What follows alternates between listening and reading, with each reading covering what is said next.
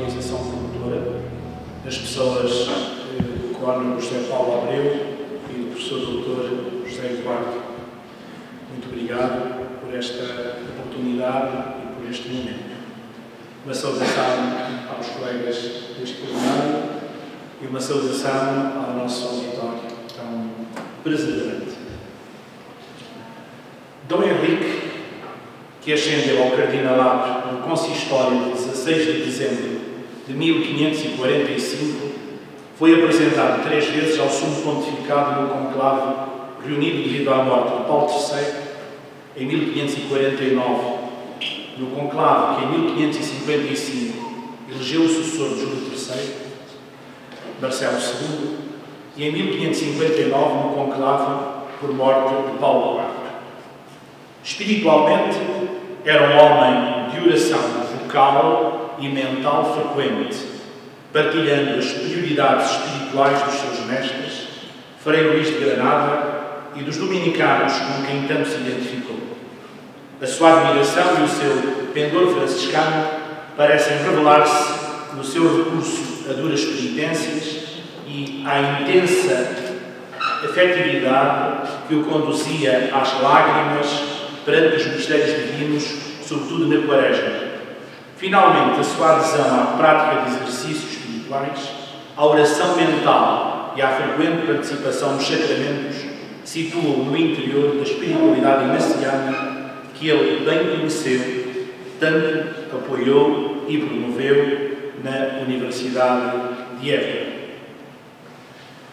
Partimos da síntese do seu pensamento e das suas propostas presentes e manifestadas no projeto de reforma pastoral da Igreja Portuguesa, intitulada Capítulos que por ordenação do Cardeal Dom Henrique, foram dados aos prelados por mandato de Dom João III, manuscrito que se encontra na Biblioteca Pública de Évora e que por nós foi novamente revisitado e conferido e que pretendemos publicar na íntegra como um documento de interesse nas atas deste Congresso. Ao abordarmos qualquer aspecto da vida e obra do Cardeal Infante Dom Henrique, encontramos com a mundividência de um humanista que desde 1533 teve por mestres André de Rezende, Pedro Nunes e Nicolau Plenário, que em 1537 partiu com ele para Braga, onde o infante foi arcebispo, até regressar a Évora em 1540. Na feliz possibilidade de participar neste congresso, Concílio de Trento restaurar ou inovar 450 anos de história, colocámos-nos perante a obra realizada por este concílio e interrogámos se o primeiro arcebispo de Évora, enquanto pastor, foi um bispo pré-tridentino ou um bispo pós-tridentino. Recordemos que o Concílio de Trento abrange 3 períodos, de 1545 a 1547, no pontificado de Paulo III, de 1551 a 1552 por Júlio III e de 1562 a 1563 com Pio IV. Os seus decretos foram confirmados no dia 16 de janeiro de 1564 por Pio IV.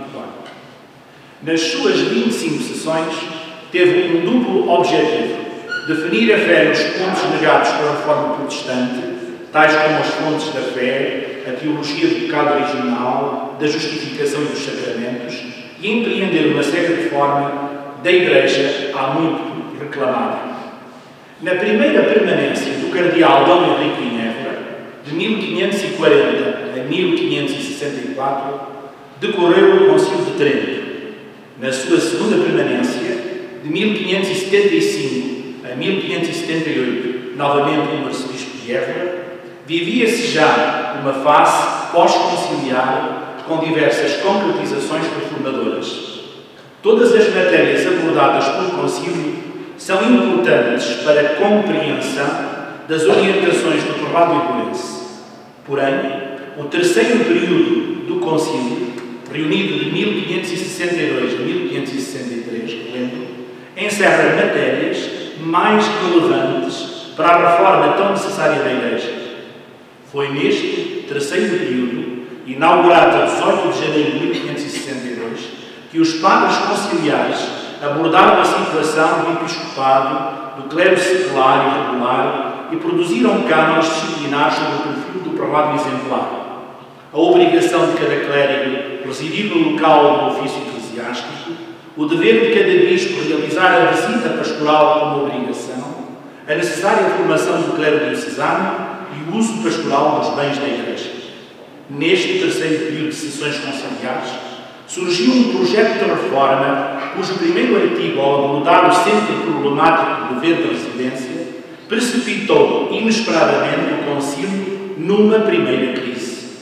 De facto, os padres conciliares espanhóis, agrupados à volta do arcebispo de Granada, Monsenhor Guerreiro, e um grupo de padres italianos, apresentaram a proposta para que o dever de residir no local do ofício fosse declarado como mandamento divino, excluindo assim a possibilidade de alguém poder usufruir dispensas de residências, perpetuando por este meio o absentismo eclesiástico. Os membros da Curia Pontifícia interpretaram este projeto de declaração como um atentado aos poderes primaciais do Papa, nomeadamente o poder dispensar da obrigação de residência. Na votação de 20 de abril de 1562, a tese curial obteve uma reduzida maioria, pois 35 votos assumiram-se non placet perante a tese de ius divino para o dever da residência e 34 apelaram para o Papa, remetendo para ele o seu voto. 67 padres conciliares votaram placet à tese do ius divino. No mês de julho de 1563, o cardeal Marrone apresentou um projeto de reforma com 42 artigos, discutidos durante o outono e aprovados nas 24ª e 25ª sessões. O projeto aprovado regula os deveres dos cardeais e dos bispos, a organização dos sinos diocesanos anuais e dos sinos provinciais trianuais, as visitas pastorais dos bispos às suas dioceses, a reforma dos cabidos catedralícios, a nomeação dos párocos para as paróquias e a obrigação da pregação paroquial, a reforma das ordens religiosas.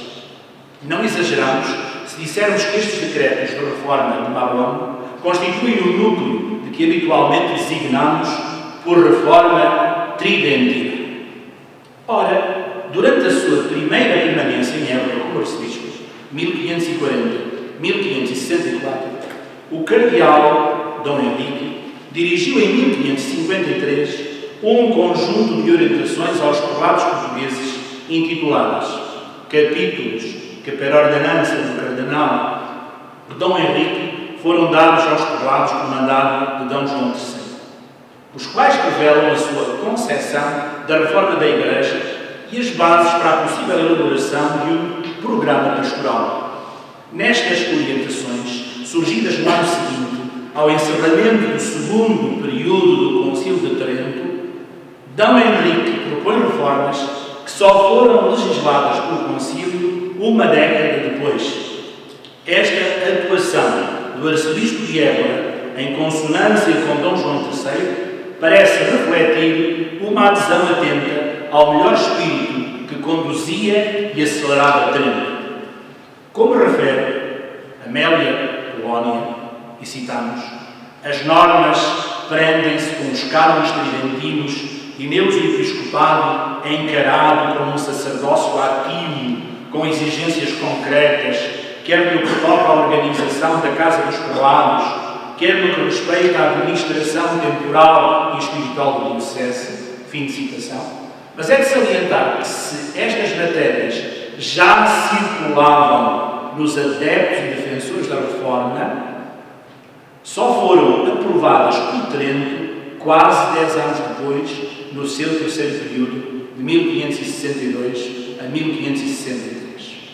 Procuremos conhecer de perto os temas reformadores abordados por Dom Henrique no documento constituído por uns capítulos ou apontamentos que veiculam o espírito e as orientações da Assembleia Ecuménica em matéria de natureza pastoral e que foram enviados aos prelados do Reino. Nestes capítulos, o prelado eburense adverte para o dever de residência dos prelados os capelães e para todos os que receberam benefícios curados. Lembra aos prelados que cumpram as suas obrigações, deem exemplo segundo o seu ofício episcopal e que cuidem da ordem das suas casas, nomeadamente no referente ao número de criados e à sobriedade nos gastos das suas rendas. De seguida, refere-se aos candidatos às ordens sacras, lembrando que se deve requerer especial atenção à sua fundação literária e doutrinal e também à sua honestidade e idoneidade, e adverte para o muito cuidado a ter na administração das ordens menores, evitando conferi-las antes dos 15 anos. No referente às ordens maiores, D. Henrique apresenta como critério de exigência que os candidatos saibam bem latim e entendam o que rezam e o que é usual ler na igreja. Deviam também saber cantar canto-chão. D. Henrique colocou aos seus colegas no episcopado a necessidade de se criarem colégios para clérigos pobres e jovens, sem possibilidades materiais para frequentarem as universidades. Estas escolas deviam preencher parte importante das preocupações dos prelados. Estes colégios anteciparam os seminários diocesanos no meu comentário. Outros aspectos abordados dizem respeito às constituições diocesanas, para os quais sugere uma revisão, na qual se moderem as penas de excomunhão nelas previstas. Apela para a revisão das Constituições em conformidade com os decretos dos 2 primeiros períodos de Trento. D. Henrique insiste na importância de que as visitas pastorais sejam realizadas pelo próprio prelado, admitindo a possibilidade, quando for necessário, que este possa delegar a visitadores, os quais devem ser idóneos e bem preparados. Quanto à frequência das visitas pastorais, estas devem ser efetuadas ao menos de 3 em 3 anos, como deveria preceptuar o concílio. No documento aparecem também referidas as taxas diocesanas recebidas pelas chancelarias e os peditórios gerais das dioceses, que careciam de reorganização na sua forma de percepção e na distribuição desses rendimentos diocesanos. Em relação aos aspectos doutrinários abordados no documento henriquino, percebe-se que há de ter em devida conta a doutrinação dos jovens e o batismo dos escravos. Indubitavelmente, estes critérios doutrinais espelham as orientações tridentinas na matéria e a textura social peninsular e portuguesa tipicamente quinhentista. Quais foram as reações aos capítulos que, por ordenação do cardeal D. Henrique, foram dados aos prelados? A Cúria Romana, sempre atenta à defesa das prerrogativas pontifícias e, no contexto da época, nem sempre apoiando as reformas tridentinas desfavoráveis aos ingressos filiais advindos das taxas anexas às várias dispensas concedidas pela Cúria, reprovou a publicação destas orientações antes da sua aprovação pelo Romano Pontífice. Se, a nível jurídico-canónico, é evidente a pertinência da advertência curial, a nível histórico sublinha a evidência a adesão de D. Henrique e da coroa portuguesa à reforma tridentina, bem como a urgência em aplicá-lo no reino. Como bem observa a Amélia Polónia, essa atitude que citamos acabaria por ser entendida como um abuso de autoridade, em particular por parte de D. Henrique, e viria a fazer perigar a concessão do título de legado à Láter, que desde há muito D. João III para o seu irmão. Dou uma palavra de saudação e agradecimento às instituições promotoras e à organização promotora, das pessoas do Cónigo José Paulo Abreu e do professor Dr. José Eduardo. Muito obrigado por esta oportunidade e por este momento. Uma saudação aos colegas deste plenário e uma saudação ao nosso auditório tão perseverante.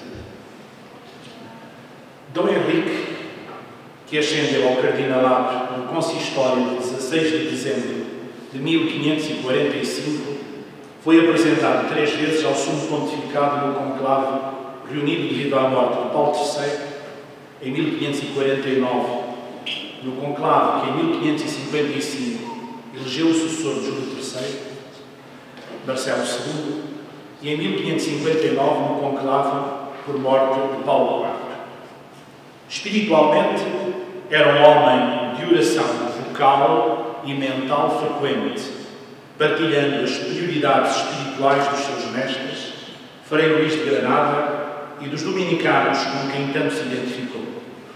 A sua admiração e o seu pendor franciscano parecem revelar-se no seu recurso a duras penitências e à intensa afetividade que o conduzia às lágrimas perante os mistérios divinos, sobretudo na Quaresma. Finalmente, a sua adesão à prática de exercícios espirituais, à oração mental e à frequente participação nos sacramentos situam no interior da espiritualidade ignaciana que ele bem conheceu, tanto apoiou e promoveu na Universidade de Évora.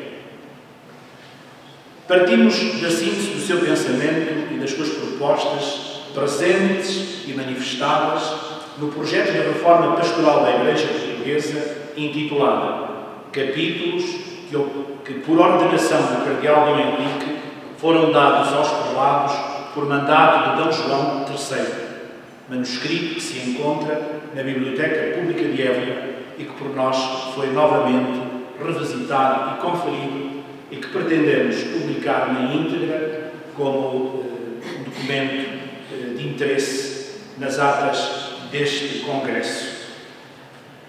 Ao abordarmos qualquer aspecto da vida e obra do Cardeal Infante Dom Henrique, encontramos com a nonividência de um humanista que desde 1533 teve por mestres André de Rezende, Pedro Nunes e Nicolau Plenário, que em 1537 partiu com ele para Braga, onde o infante foi arcebispo, até regressar a Évora em 1540.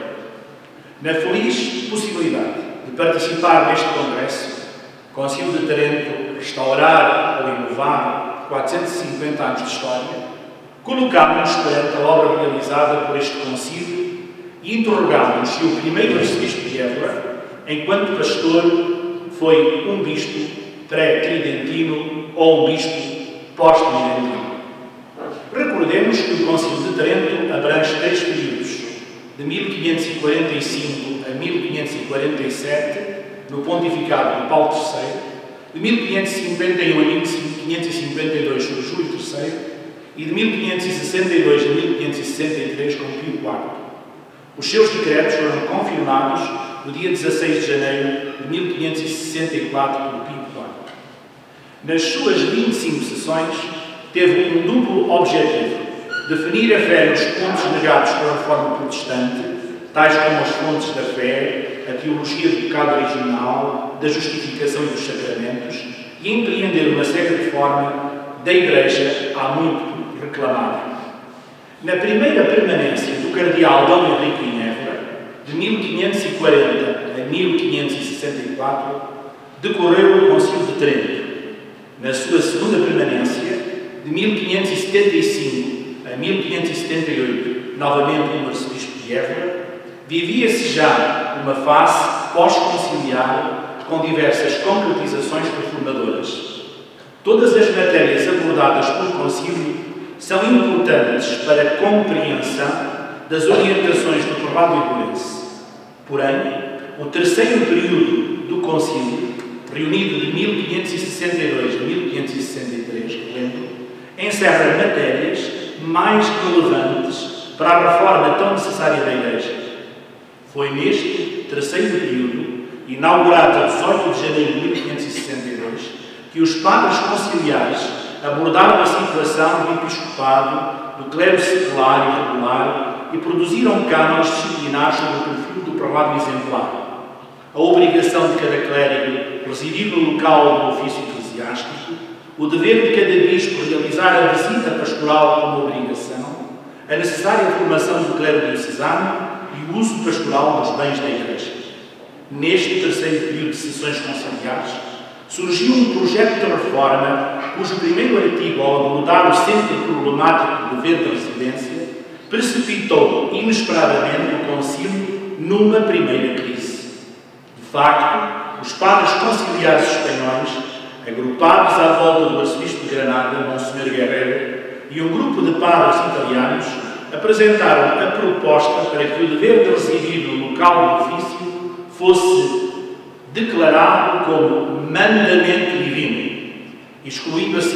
possibilidade de alguém poder usufruir dispensas de residências, perpetuando por este meio o absentismo eclesiástico.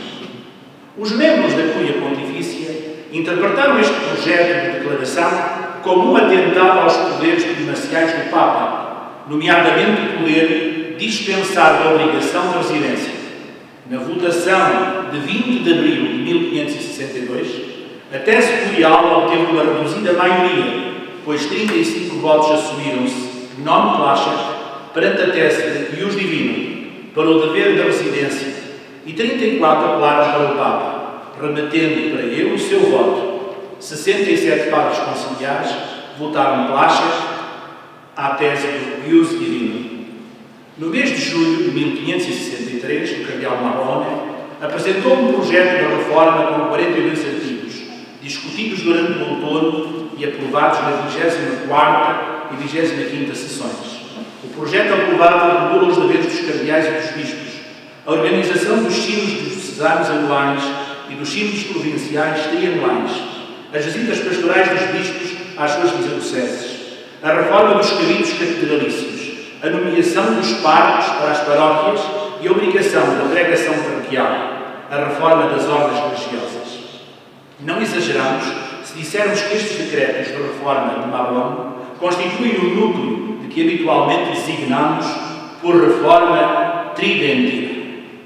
Ora, durante a sua primeira permanência em Évora como arcebispo, 1540-1564, o cardeal Dom Henrique dirigiu em 1553 um conjunto de orientações aos prelados portugueses intituladas Capítulos que, per ordenança do cardenal Dom Henrique, foram dados aos prelados por mandado de Dom João III, os quais revelam a sua concepção da reforma da Igreja e as bases para a possível elaboração de um programa pastoral. Nestas orientações, surgidas no ano seguinte, ao encerramento do segundo período do Concílio de Trento, Dom Henrique propõe reformas que só foram legisladas pelo Concílio uma década depois.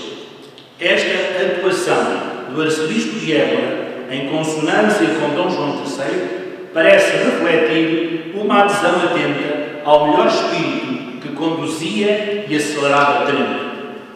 Como refere Amélia Polónia, e citamos, as normas prendem-se com os cânones tridentinos e neles o episcopado é encarado como um sacerdócio ativo, com exigências concretas, quer no que toca à organização da Casa dos Prelados, quer no que respeita à administração temporal e espiritual do diocese. Fim de citação. Mas é de salientar que se estas matérias já circulavam nos adeptos e defensores da Reforma, só foram aprovadas por Trento quase 10 anos depois, no seu terceiro período, de 1562 a 1563. Procuremos conhecer de perto os temas reformadores abordados por Dom Henrique no documento constituído por uns capítulos ou apontamentos que veiculam o espírito e as orientações da Assembleia Ecuménica em matéria de natureza pastoral e que foram enviados aos prelados do Reino.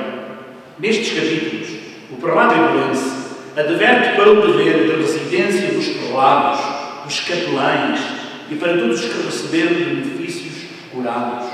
Lembra aos prelados que cumpram as suas obrigações, deem exemplo segundo o seu ofício episcopal e que cuidem da ordem das suas casas, nomeadamente no referente ao número de criados e à sobriedade nos gastos das suas rendas. De seguida, refere-se aos candidatos às ordens sacras, lembrando que se deve requerer especial atenção à sua formação literária e doutrinal e também à sua honestidade e idoneidade, e adverte para o muito cuidado a ter na administração das ordens menores, evitando conferi-las antes dos 15 anos. No referente às ordens maiores, Dom Henrique apresenta como critério de exigência que os candidatos saibam bem latim e entendam o que rezam e o que é usual ler na Igreja. Deviam também saber cantar canto-chão. Dom Henrique colocou aos seus colegas no episcopado a necessidade de se criarem colégios para clérigos pobres e jovens, sem possibilidades materiais para frequentarem as universidades. Estas escolas deviam preencher parte importante das preocupações dos prelados. Estes colégios anteciparam os seminários diocesanos no meu comentário. Outros aspectos abordados dizem respeito às constituições diocesanas, para os quais sugere uma revisão, na qual se moderem as penas de excomunhão nelas previstas. Apela para a revisão das constituições em conformidade com os decretos dos 2 primeiros períodos de Trento. Dom Henrique insiste na importância de que as visitas pastorais sejam realizadas pelo próprio prelado, admitindo a possibilidade, quando for necessário, que este possa delegar a visitadores, os quais devem ser idóneos e bem preparados. Quanto à frequência das visitas pastorais, estas devem ser efetuadas ao menos de 3 em 3 anos, como deveria preceptuar o Concílio. No documento aparecem também referidas as taxas diocesanas recebidas pelas chancelarias e os peditórios gerais das dioceses, que careciam de reorganização na sua forma de percepção e na distribuição desses rendimentos diocesanos. Em relação aos aspectos doutrinários abordados no documento henriquino, percebe-se que há de ter em devida conta a doutrinação dos jovens e o batismo dos escravos. Indubitavelmente, estes critérios doutrinais espelham as orientações tridentinas na matéria e a textura social peninsular e portuguesa tipicamente quinhentista. Quais foram as reações aos capítulos que, por ordenação do cardeal Dom Henrique, foram dados aos prelados?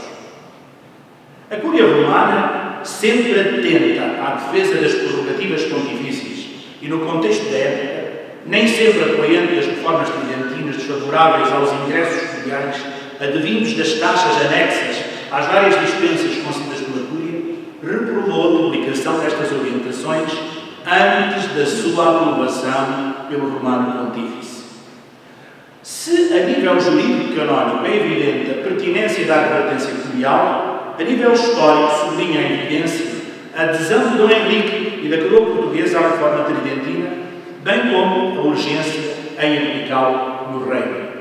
Como bem observa a Amélia Polónia, essa atitude que citamos acabaria por ser entendida como um abuso de autoridade, em particular por parte de Dom Henrique, e viria a fazer perigar a concessão do título delegado a Láter, que desde há muito Dom João III para o seu